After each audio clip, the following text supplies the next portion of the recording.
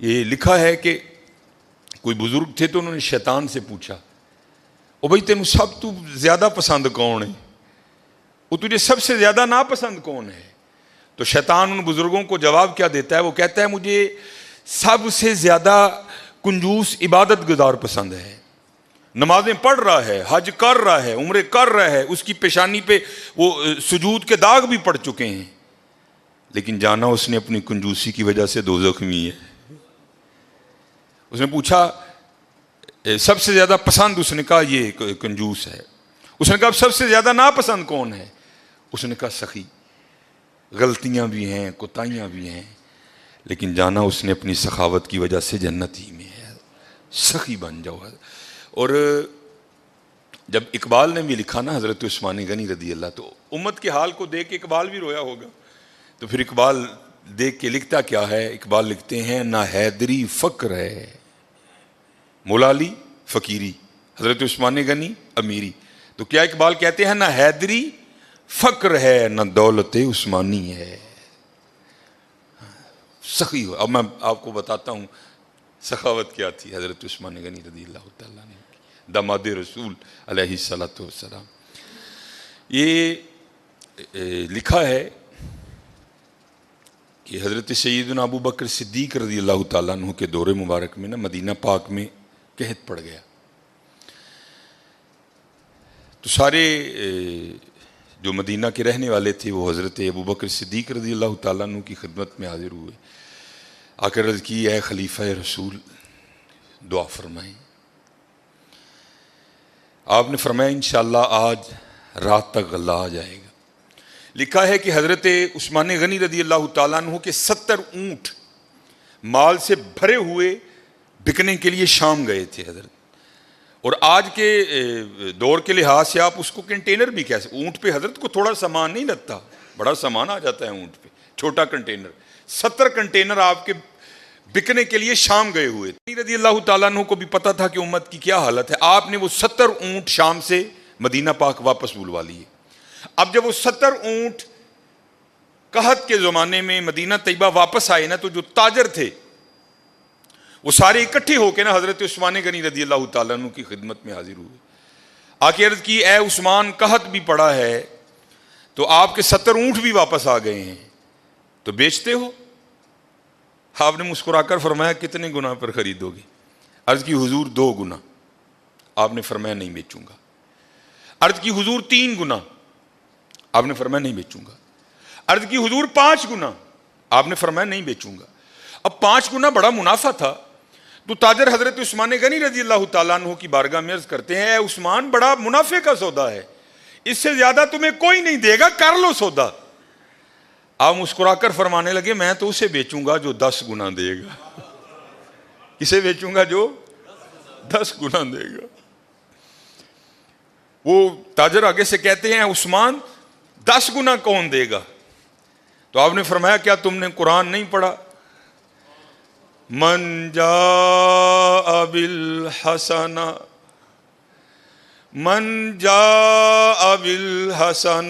فلہ عشر امثالہا۔ فرمایا اللہ کہتے ہیں او بندے تو 1 لے کے آ میں 10 دوں گا۔ آپ نے فرمایا میں نے اپنے اللہ سے سودا کر لیا ہے، میں نے اپنے اللہ سے سودا کر لیا۔ وہ کہتا ہے، اور حضرت یہ 10 گنا سب سے کم مقدار ہے، یہ نہیں کہ اللہ نے کہہ دیا 10 پہ اینڈ کر دوں گا، یہ 10 سب سے اینڈ مقدار ہے۔ فرمایا اگر خلوص زیادہ ہوگا تو 70 گنا دوں گا، اگر اس سے بھی زیادہ ہوگا تو بغیر حساب دوں گا۔ آپ نے فرمایا اگر کوئی ہے 10 گنا والا تو بات کرو۔ میں نے کہا نہیں۔ آپ نے فرمایا میں نے اپنے اللہ سے سودا کر لیا ہے۔ اور لکھا ہے کہ آپ نے مدینہ پاک میں صدا لگوائی، آپ نے فرمایا مال پڑا ہے، جس کو جو ضرورت ہے آئے اور اٹھا کر لے جائے۔ حضرت یہ تھے حضرت عثمان غنی رضی اللہ تعالی۔ امیر المؤمنین حضرت سیدنا عثمان غنی رضی اللہ تعالیٰ عنہ،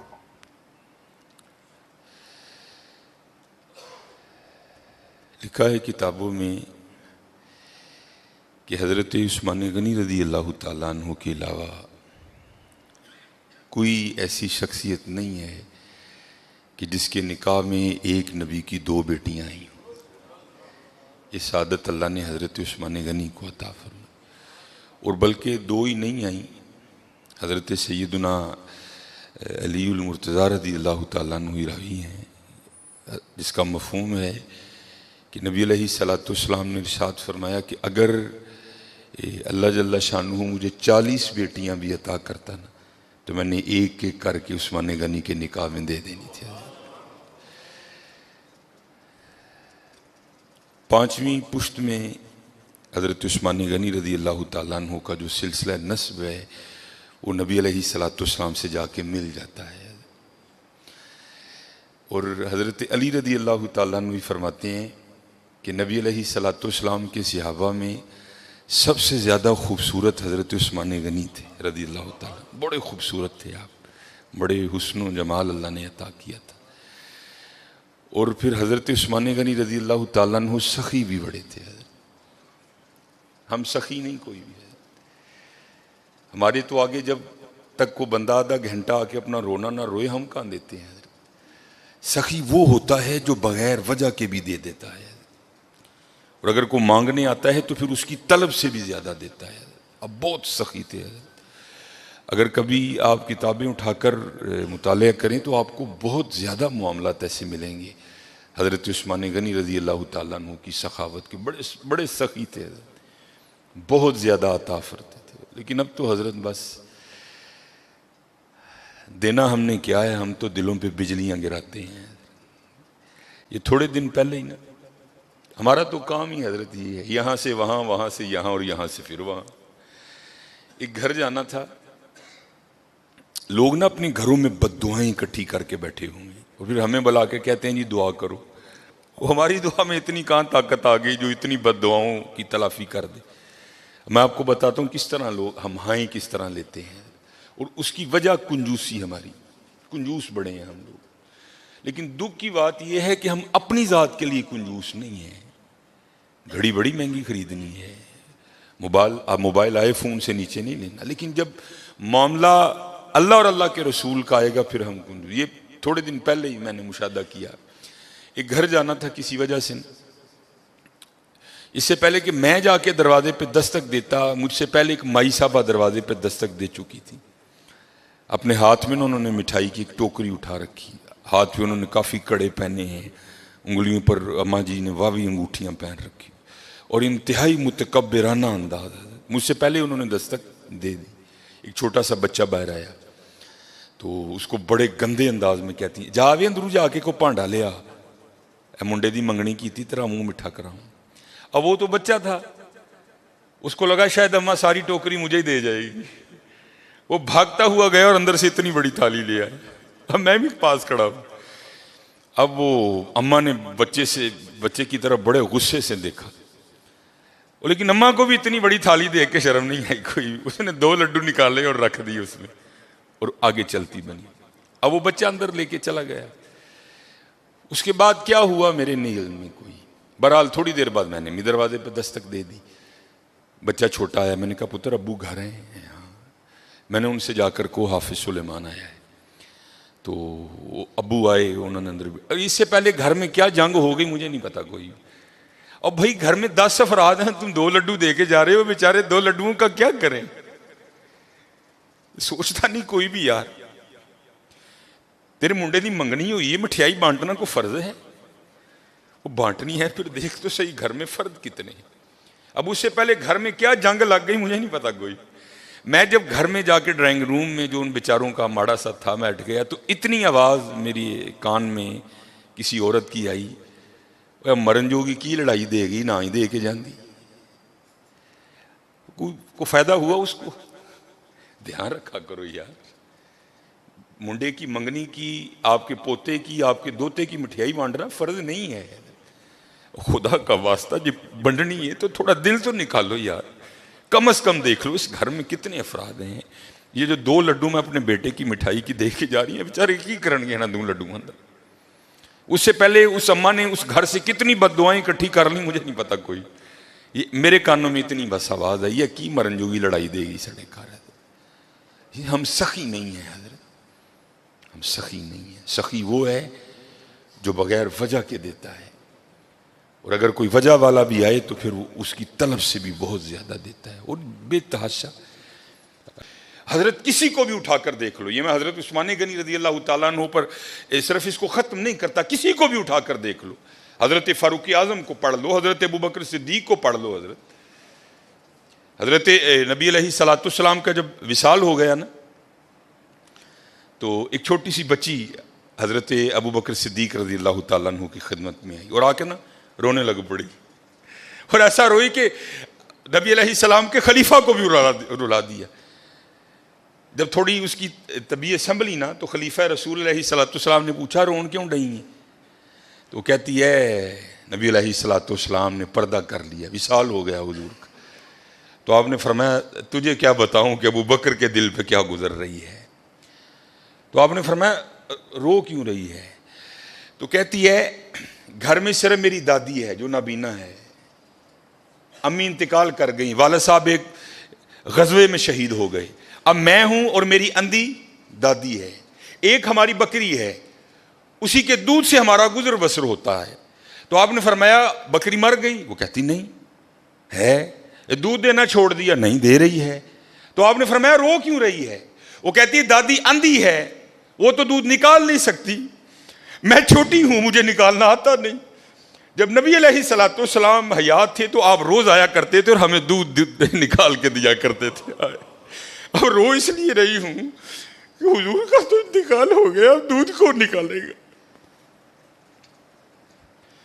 حضرت کو چھوٹا سا ناظم نہیں کسی علاقے کا، کوئی چھوٹا سا ایم اے نہیں ہے، ایم پی اے نہیں ہے، خلیفہ رسول ہیں حضرت، امیر المومنین ہیں، مسلمانوں کے دلوں کی دھڑکن ہے حضرت ابوبکر صدیق رضی اللہ تعالیٰ عنہ، کوئی عام شخصیت نہیں۔ حضرت ابوبکر صدیق رضی اللہ تعالیٰ عنہ نے حضرت علی کو مبارک دیا، آپ نے فرمایا علی مبارک ہو۔ مولا علی مشکل کشا رضی اللہ تعالیٰ عنہ نے پوچھا ابوبکر کاہے کی مبارک؟ آپ نے فرمایا میں نے نبی علیہ الصلوۃ والسلام کو کہتے ہوئے سنا کہ کل اللہ جل شانہ جنت کے پروانے علی کو عطا کرے گا، علی جس کو چاہے آگے دے۔ تو حضرت علی رضی اللہ تعالیٰ نے فرمایا ابوبکر آپ کو بھی مبارک ہو۔ حضرت ابوبکر نے پوچھا علی مجھے مبارک کس چیز کی دے رہے ہو؟ تو آپ فرماتے ہیں میں نے حضور نبی علیہ الصلوۃ والسلام کو کہتے ہوئے سنا تھا اے علی دینا اس کو جس کے دل میں ابوبکر کی محبت ہوگی۔ چھوٹا نام نہیں ہے ابوبکر، حضرت کو محلے کا چھوٹا سا ناظم نہیں ہے، خلیفہ رسول ہیں حضرت، خلیفہ رسول۔ آپ رو کر فرمانے لگے ابوبکر مر نہیں گیا، جب تک ابوبکر رہے گا آج کے بعد تیری بکریوں کا دودھ آ کر ابوبکر نکالا کرے گا۔ دلوں پہ بجلیاں نہ گراؤ حضرت، دعائیں لو۔ اسی اپنے کار بد دعاواں دے ٹیر لا لے دے حضرت، بد دعاواں ہی بد، اپنے خلاف دعائیں کر نہیں حضرت، دعائیں لو حضرت، دعائیں۔ جس کو اٹھا کر دیکھو حضرت، جس کو پڑھ لو، تم کسی کو سخت نہیں پاؤ گے، تم ہر ایک کو اسی طرح کا۔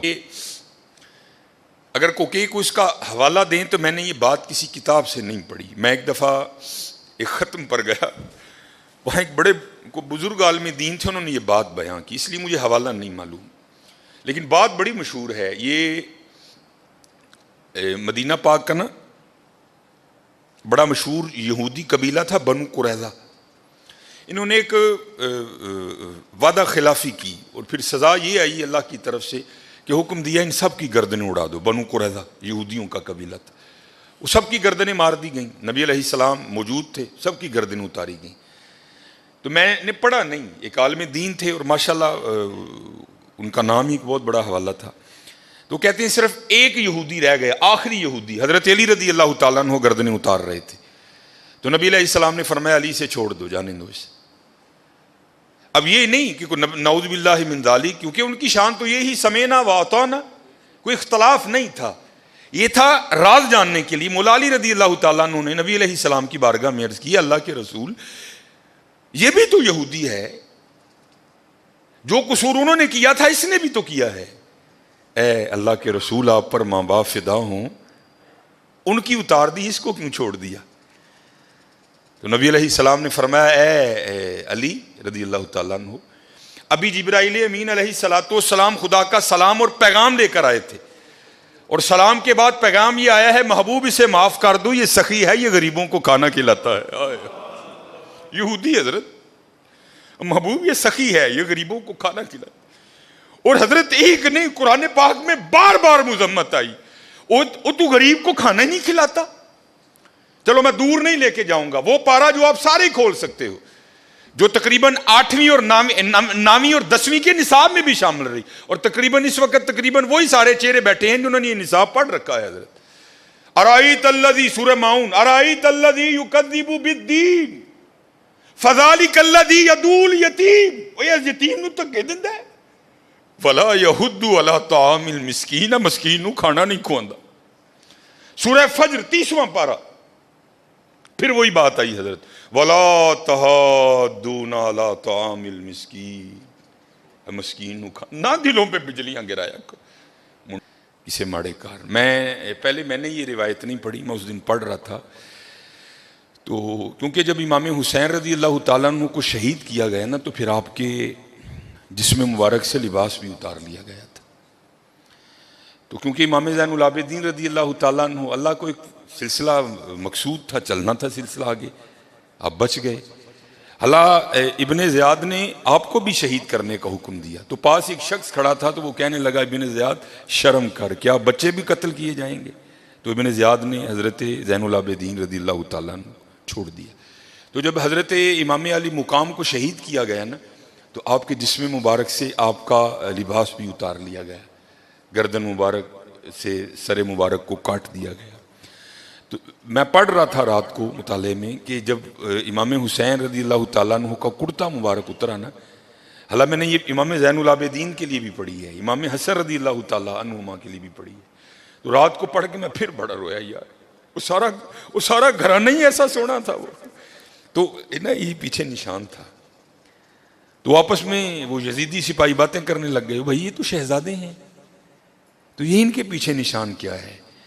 تو کہتے پھر روتے ہوئے امام زین العابدین رضی اللہ تعالیٰ عنہ نے جواب دیا، یہ نشان ان بوریوں کے ہیں جو میرے بابا رات کے اندھیرے میں اپنے کندھے پہ اٹھا کے یتیموں کے گھروں میں چھوڑنے جایا کرتے تھے.